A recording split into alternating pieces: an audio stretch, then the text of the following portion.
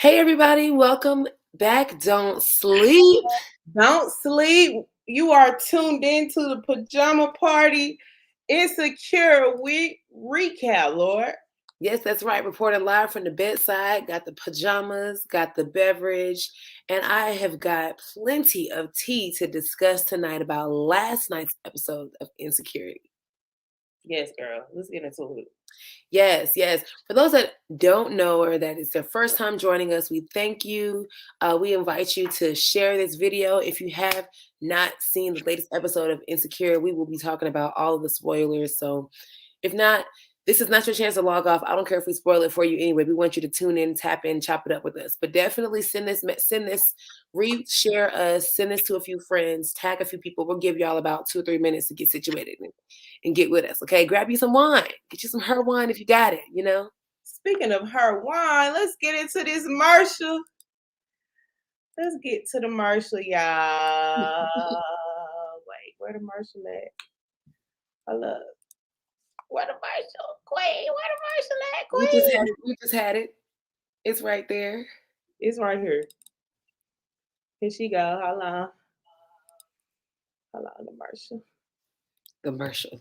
It's the Marshall for me. How y'all doing today?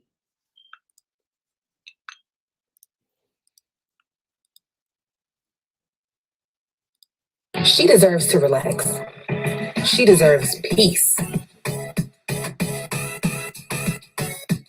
And this is her summer.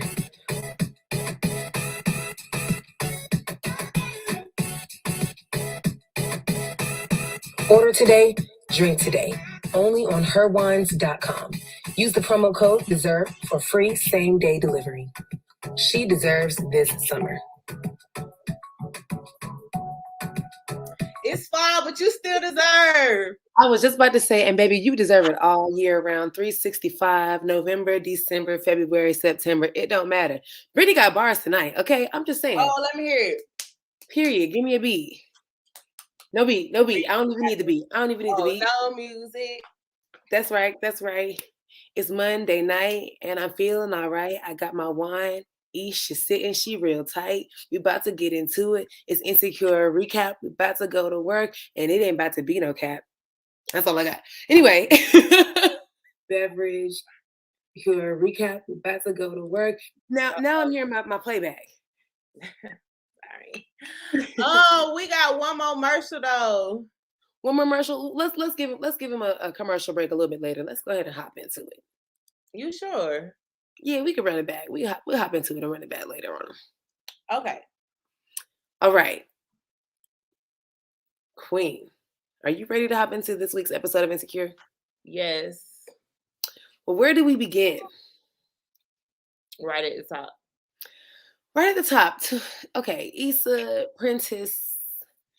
Y'all gave me the 1 year later screen, and I was like, oh, so this is what we're gonna do. I need all of that time to be. I need all of my time to be reclaimed. Word to Auntie Maxine.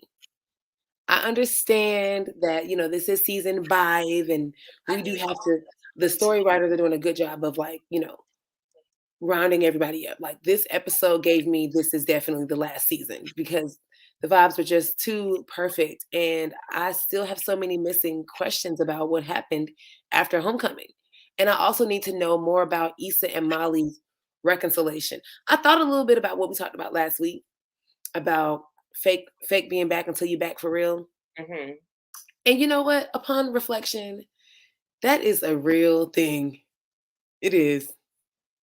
It is 100% a real thing. But I would have liked to see a little bit more of that because that one incident with them almost getting robbed by their old friend Candace is not just enough. You need a little bit more. It's got to be some talk. It's got to be some other difficult or hard or uncomfortable conversations that go right after that. I want to see. Right. So I tapped in to Princess's live because I guess after the show he goes live Mm-hmm. and he gets into the questions with the viewers and things like that. And we're just gonna probably have to just hop on his live. You're right. You're right. We do need to call in on the live. So all of our Dream Squad can tap in with us too. So basically, I always say that. But basically, what happened was Princess said that they skipped to a year ahead because you already know what's going to happen that whole year. Issa's going to be sad, she's going to be crying, and they just didn't even want to get to that part. They wanted to get to where life is. So throughout the rest of this season, we're definitely going to see them skipping ahead because it's the last season. So only God knows how many years ahead it is. And it just brings me to the point of, remember the first season? She had that epiphany of Lawrence coming back to the apartment and proposing, and they got yeah. all the other stuff like that. So just be ready for a lot of that non-hypothetical fast forwarding. That's okay. I'm expecting that. I am expecting that. That reminded me of another point that I'm gonna wait until the banner pops up for me to share. Okay. But I guess that's definitely something to expect. I feel like every single episode we are reminded that it's our last, and I hate that. It's like bittersweet as fuck. Sorry, Very Facebook, but it is. It's bittersweet as fuck. definitely. Okay, so where we going next? Molly's dating life, honey. So Molly is out here still trying to figure it out. You know, she cut her hair. So now my question is, did she cut her hair for real? Oh, she did cut her hair for real. That was a real thing. I don't know did they insert that into the show, or did she really cut her hair as Yvonne Orji, or did she really cut her hair as Molly? I think it was a little bit of both, but I saw in the wind down with Princess and one of the show costume designers and Issa, Molly made mention of, when a woman cuts her hair or when a woman does something drastic to her hair, she's ready to change her life. I can attest, I didn't cut my hair. Every single time I did something drastic was me deciding to go natural and then cutting off the perm or getting these locks. And honestly, the last time I changed my hair, 2018, when I decided to make the commitment, life did change. Life has been infinitely better. So I don't know. It must be something in the hair. I don't know. It's really quite working for Molly though, because it's like she really sat there and had like a flashback of her dating life. Now, have you ever had? Go ahead. Have I ever what? Have you ever like sat back and took a recap over your dating life and been like, damn? Yeah. Yeah, I guess I have. Yeah. It's one of those moments from season 2, growth, in the words of Kelly.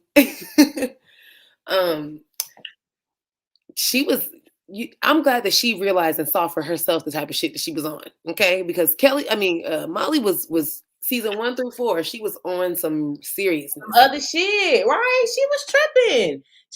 Molly was always tripping, and I feel like, I hate to say it, and I hope I don't sound ridiculous, but I think Molly should just go ahead and be the rich auntie. You know what my prediction is? This is my first prediction for season 5. I think that it would be a interesting twist to end the season with Molly attempting to be a mom on her own. She just gives me those type of vibes. She's giving me being Mary Jane. She's giving me, I think I'll probably be single for the rest of my life, and I want love, because it's clear that she wants love. I'm not saying that this is the way to do it. By no means do I want to like portray that this is the way to do it. But Molly gives me the type of vibe that after a certain amount of tries, she's going to decide, you know what, the type of love that I'm searching for, I want from a child. And I don't need no man to do that. And I'm going to go to the bank and get it on my own. That's what Molly gives me. That's a horrible prediction. No. Wait. Even on the virtual show. Let me not do that because my shit be ringing too. But y'all, I even lost the screen that I'm on. I can hear you, but I don't even know what screen I'm on. Click around, swipe to the left. There we go. Found you. Back. Sorry. Shout out to my dad. Yes, but I think that's a horrible prediction, Queen. I feel like Andrew is definitely gonna pop back up somewhere. Hopefully her and Andrew can figure it out, or maybe she will find love with someone else. But honestly, her and Issa look like they want to bump cats the way they was having pasta night and wine night and getting in the bed. Why is Issa letting everybody in her bed? You don't share a bed with your bestie if she needed to stay up. Well, you got a man, so I mean, you know. If my best friend needed to spend the night, my man would sleep on the couch, absolutely. But girl, why is you letting everybody in your bed? And she even had a pillow for her. Honestly, I'm not gonna lie. Issa is lonely as shit at this point. You said what? She's lonely as shit. Issa or Molly or both? Issa. They probably both are, but Issa is lonely as shit. I see Molly being real lonely. And it seemed like from that episode, I get that she had been sleeping over, often. So I'm seeing that. I don't think that Issa's lonely. Is she sleeping over because she wants to sleep over? Is she sleeping over because Issa asked her to sleep over? Because you see how Nathan, she just asked Nathan, you should just spend the night. Yeah, I think that because we saw them in the morning, like we saw their morning routine, Issa waking up in the morning when she's on the ground. I really think that in this past year that's passed, Issa has really found her stride and her confidence as an entrepreneur and as a business. And she's dating her business right now. She's putting it all in for her business. Whereas I see that Molly, she's never really faltered with the exception of the time where she was transitioning from the predominantly white law firm to the all Black law firm. She's never really had an issue with balancing or juggling business and pleasure. So I see it as Molly settling in and finding that comfort zone at her firm, but still lacking the camaraderie outside of work. And Issa finally hitting her stride. She's dating her business. She's in her bag. And it's really like, if it's not about elevation, it ain't about nothing. But I'm with my friend. Of course, I'm with my bestie. But outside of that, if you're trying to find me, you can't find me. I think that her running into Nate, like, is she doing business with Nate? Did she say that they're working on an event? Yeah, I think that. So are we moving into Nate, or are we still talking about Issa's success? Because I love Issa's success. I love Issa. I love successful, confident Issa. I love successful, confident Issa to a certain extent. The last time that we saw her at We Got Y'all, she was caught in an ethical, moral battle about, being like racist. Yeah. And I think that Issa. Black people be racist? I guess so. Can Black people be racist? I guess that's what it was given. That's why old girl, what's her name? I can't remember her name right now. Dang, I can't remember her name. But she did check her, and I appreciate that, because sometimes it's necessary, and it sucks if you got to get checked by somebody from the opposite team. Right. Ooh. But yeah, I don't think that Issa's lonely. I think that she's finding her stride. The only thing is her and Crenshaw. Like, I don't want her to fall into that trap again where she feels like she has to appease the white man again. You know what I'm saying? Ooh, great point. However, you have to, from a business standpoint, it don't matter if they white, Black, or whatever. If this is your investor, you're trying to please that investor. So for Crenshaw to just buck the system like that, of course, she was over there in the corner cringing, like, what the fuck? Yeah. You were supposed to be doing what we planned, but that was a great life lesson to, follow your gut and be willing to take risks for what you believe in and what you create. So she assumed that he was going to feel some type of way, but in the end, it turned out to be pretty good. Now, we don't know what the hell is going to happen when she gets back to Crenshaw. Yeah. Well, honestly, I want it to be known that was one of my favorite scenes of this episode, watching that white man cringe and scratch his head when them drums, lowriders, and the N-word and the F-bombs kept flashing across the screen, because he was like, and it just brought me back to when I went to the to the Mr. and Mrs. Carter World Tour, and Beyonce and Jay-Z are just infamously blackity blackity black black black, and I love that. They're so pro black. It's just, you know, overwhelming.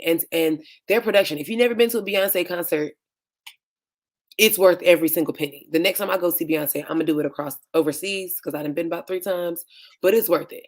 But this specific concert was Jay-Z and Beyonce, and it was super duper black. You know, the N-word was like, you know, yeah, I'm nice. You know, just like blatantly on the screen, just a lot of imagery. And I was looking around because, you know, of course, Beyonce and Jay-Z draws an international crowd. Right. And I was just looking around at everybody that wasn't like me, that was looking at the screen like, what's happening? It's always a weird, it's entertaining as hell to watch the others toil in their, you know, uncomfortableness sometimes, but also it's kind of cringy as well because it's like, dang, I don't want anything to be mistaken to where you perceive this as opportunity or permission to repeat what's being said by black folk. Right. You know? Exactly. Because you give them an inch, they'll take a mile. Let's keep it Right. real. The last time I was at a Lil Wayne concert back in the day before he got real crazy at Lakewood, it was some white boys on the road with us, and I'm talking about every N-word that Lil Wayne said, they said. They was saying it too. And I was literally looking at them like, that's not for you. I know you bought the tickets and you know the song, but you're supposed to bleep yourself out. Self-control. For sure. They definitely are supposed to bleep themselves out. So that's what I'm saying. Only God knows what types of worms or what can of worms have opened up from this little incident with Crenshaw. But it's good to see Issa, you know, getting back into the swing of things, Yes. getting back into like a successful stride. You know, it's good to see. And it's real good to see Issa on stage on the screen with Kofi's fine ass again. Kofi is fine. It's a lot of niggas on this TV things that can get it respectfully. And whoever is overcasting, I ain't never seen an unworthy specimen on Insecure. Okay, they all fine. They all colors of the rainbow too. Light Not bright. all of them. Not all of them. Not all of them. They not all fine. Well, Derek is a little. Nathan. The girls on Twitter love Nathan. As I was doing research for the show earlier today, it was Nathan. It was Team Nathan.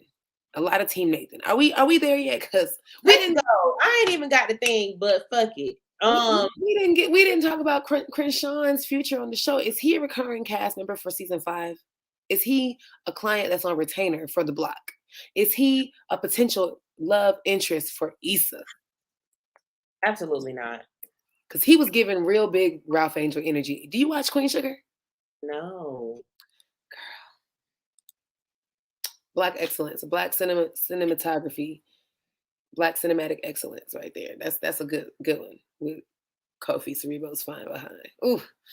I think Issa should leave Nathan alone. I think she should keep it as a friendship, nothing more, nothing less, because number one, he's not, I'm not even gonna say he's not stable enough. Like, what did he come down with? Bipolar? Is he bipolar?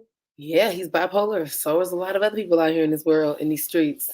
Okay, he's bipolar, but I think he really likes Issa, and that was made known towards the end of the previous season that he really likes her. So for her to like bust out crying in his mouth. wait, let's okay. This whole season is just so awkward. Well, we're getting back to the true roots of the creator. But first off, when Issa started crying in the bed, I swore she was laughing. I thought she was laughing too, bruh. I ain't lying. I thought she was laughing too. But then to know that she was crying in his mouth, he consoled her and then got the fuck on. But did he really? See, I was confused about the end. Like in my mind, just like you said, you referred to that scene, the closing scene of season 1, where Issa's life flashed before her eyes, and she saw a future with Lawrence. Was that scene at the end a real life moment, or was It was definitely hypothetical.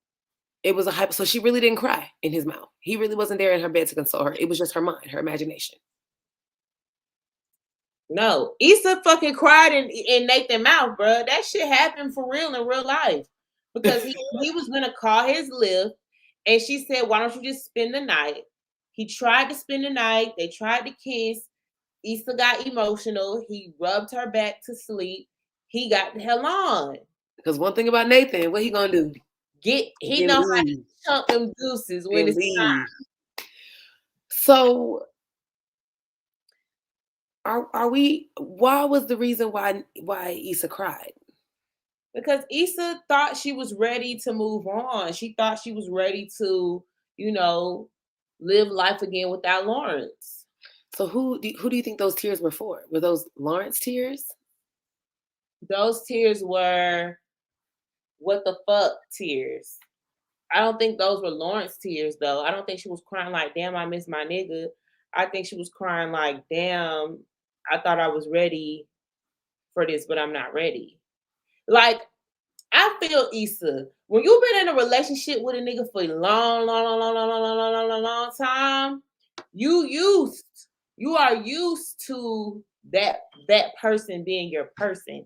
And when you try to get the guts of like, okay, I'm gonna step out and date this person, or I'm gonna step out and date this person, or I'm gonna step out and date this person, it really don't work because that's not your person.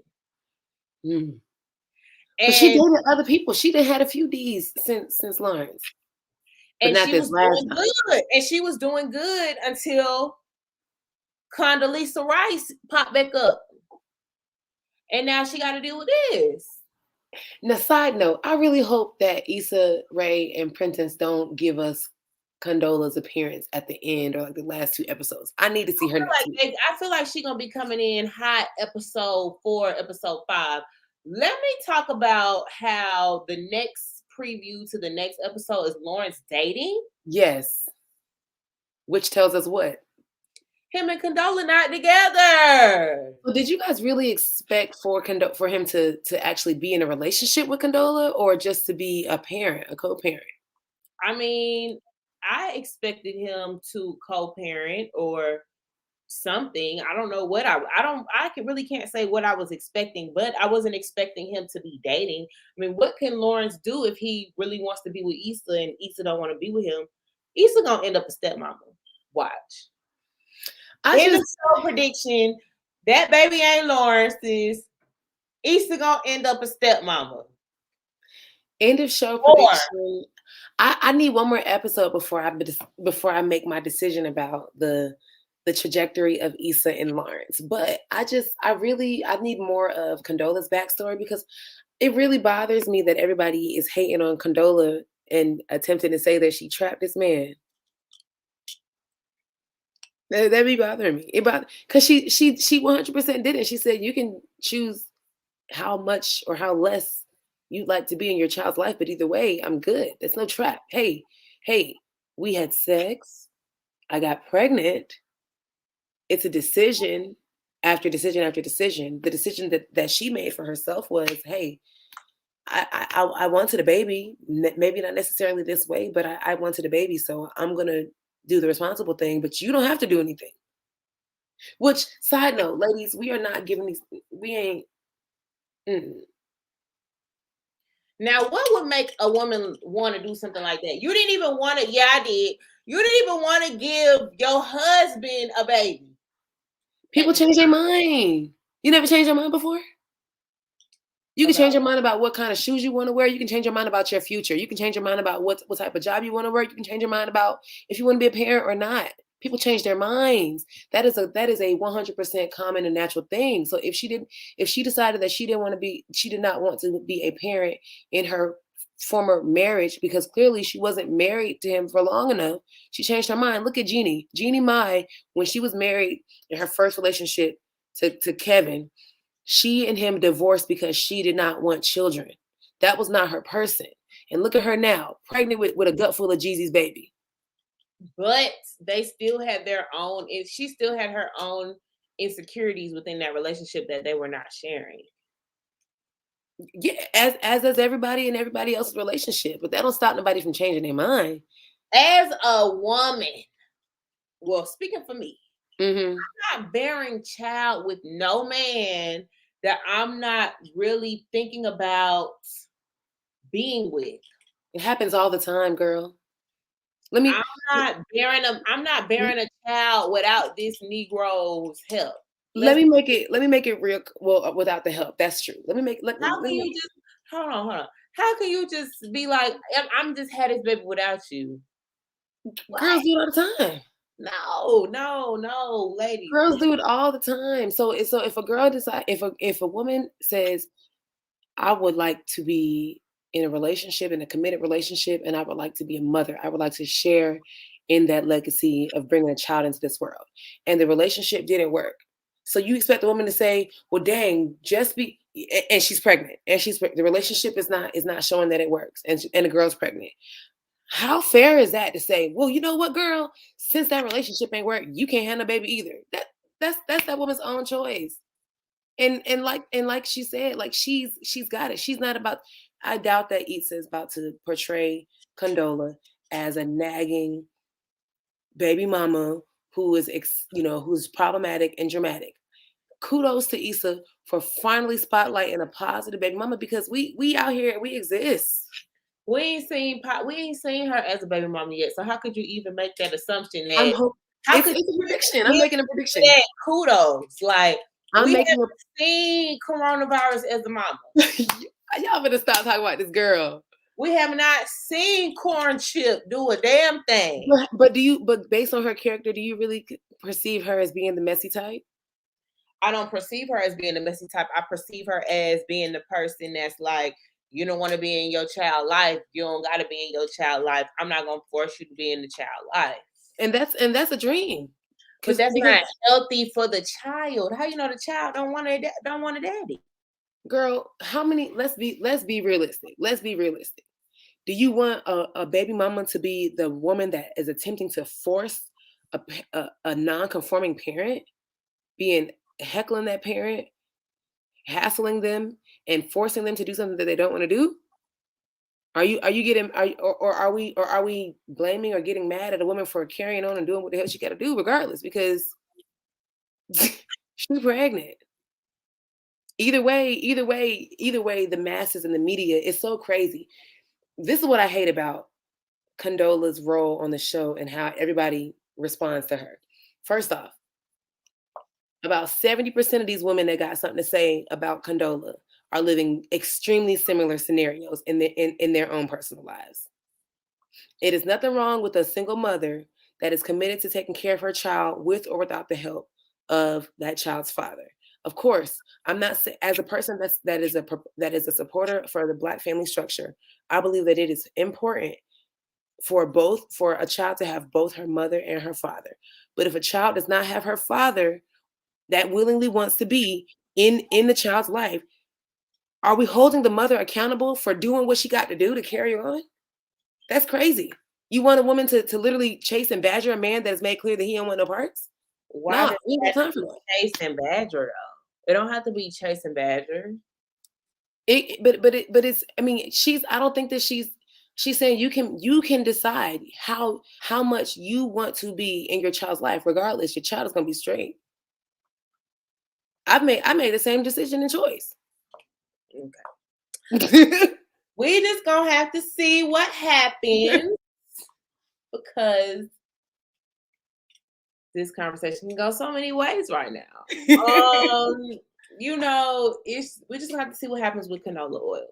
I am here for Condola raising a child, and the child gonna be lit. The child is not gonna want for nothing aside from probably a father, but who knows? Because also we have not even entertained the fact or the option or the idea or the possibility that their co-parenting situation can be ideal. Because guess what? Co-parenting without having a sexual or romantic relationship exists and can be successful as well. People act like that ain't possible either.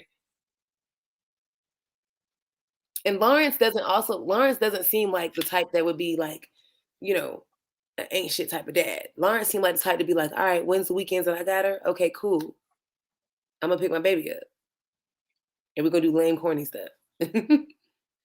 We'll have to see. We'll have to see. We I'm shall. looking forward. I'm looking forward to it. My season prediction is that it's a happy co-parenting situation, no drama. My senses are still out on the fence about Issa's participation and role in Lawrence's situation. Although I'm interested to see Issa and Kofi, Issa and Crenshaw. Crenshaw is too much for Issa. Crenshaw is too much for Issa. Maybe I'm just rooting for the fineness because all that chocolate on. Oof. At this point, that's about it because he's too much for Issa. Okay, real quick because we didn't do our last commercial. Hold on. Oh. And then after this commercial, we have a very special announcement and a reminder.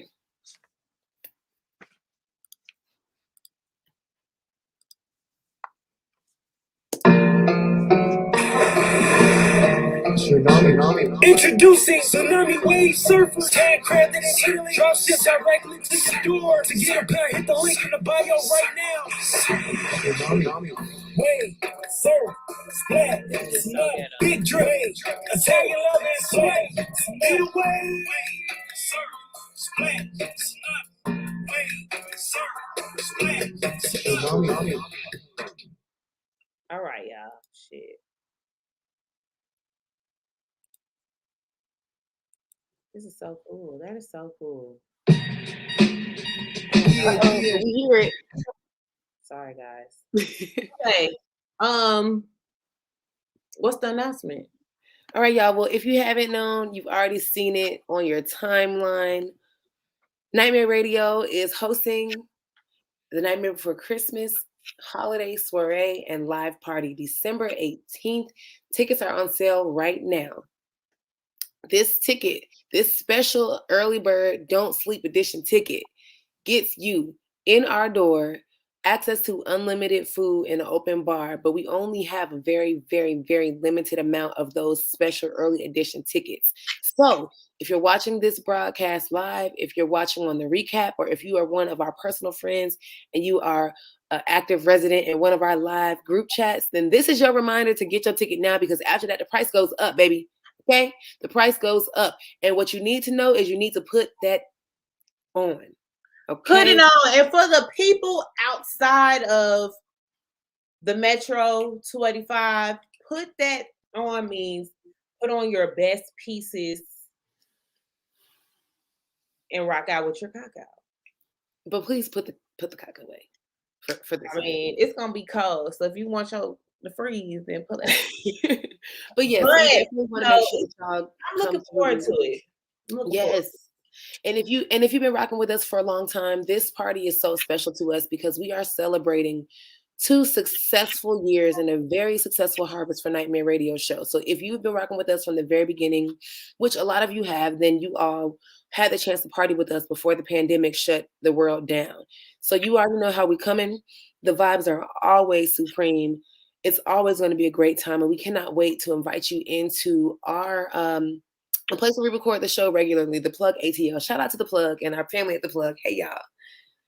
So again, get the ticket. You can go right back under this broadcast post. You can click my profile, Isha's profile, or you can like the Nightmare Radio Show page and then click the link so that you can reserve your spot. Don't sleep. Tickets are limited and they will be gone quickly. And after that, the price goes up. So get that $25 ticket.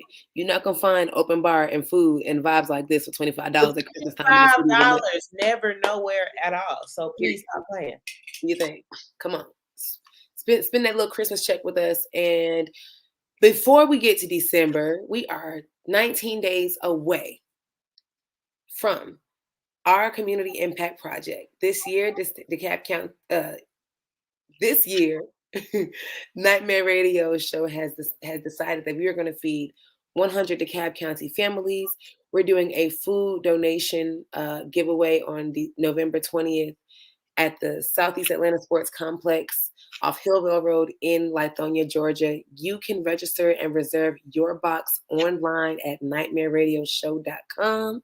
You can check the banner that's scrolling down below us as we talk for all of the details and the tea, or you can DM one of us and we can tell you your closest donation location, okay?